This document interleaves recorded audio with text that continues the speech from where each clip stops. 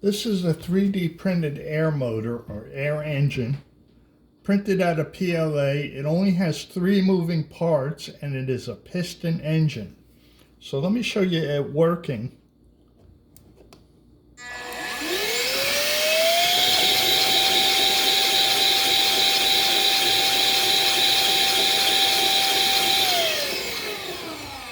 Now let me take it apart and show you how it fits together.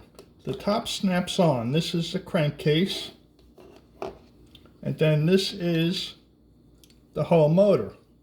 So it has a piston rod, and if you can see that, there were holes in the crankshaft that the air goes through. So the air goes through the hole from the intake and it goes into the hole that's in the channel to the piston. And then there's the outtake hole, the exhaust hole. So let me put it back together. It's very easy to assemble. And the flywheels have to be printed at 35% infill so that they weigh about 1 ounce each. So this top just, it's upside down too, because usually the piston goes up.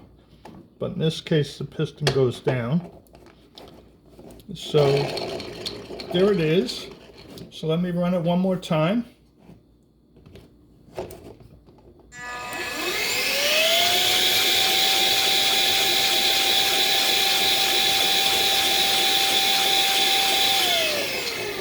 And this is a very cheap $30 air duster that I got at Home Depot.